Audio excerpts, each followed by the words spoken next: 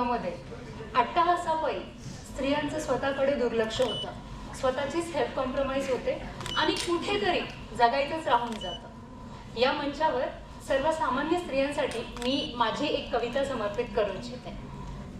कसला हा अट्टहास, कसली एवढी घाई, कसला हा अट्टहास, कसली एवढी घाई, थांब थोडं बघ स्वतःकडे, हा सुंदर जन्म पुन्हा येणे नाही.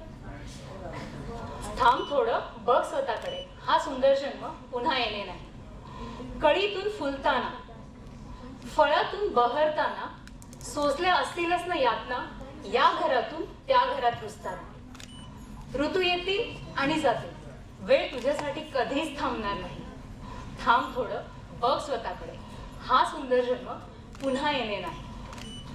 कामाच्या ठिकाणी पण तुझा अट्टहास, मला सगळ्यांपेक्षा चांगलं करायचंय. कामाच्या ठिकाणी पण तुझा अट्टहास, मला सगळ्यांपेक्षा चांगलं करायचंय. घर, संसार, नाती गोती इथे पण पुरून उरायचं. खरं सांगू, कडू सत्य आहे, पण तुझ्या वाचून कोणाचं काहीच अडणार नाही. खरं सांगू, कडू सत्य आहे, पण तुझ्या वाचून कोणाचं काहीच अडणार नाही.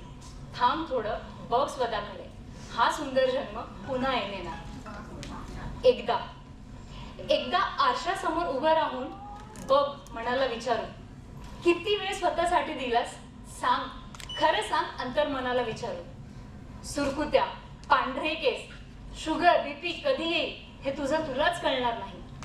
थांब थोडं बघ स्वतःसाठी, हा सुंदर जन्म पुन्हा येणे नाही. नको उद्याची चिंता, नको उद्याची चिंता, कशाला हवी बरोबरी. सोडून बघ ज्या गोष्टी येत नाही, सोडून बघ कधीतरी. उशिरा उठ, अलार्म चुकव, घे कधीतरी स्वतःसाठी सुट्टी. आत्तापर्यंत सगळ्यांचे लाड पुरवलंस ना, आता हो स्वतःसाठीच हट्टी.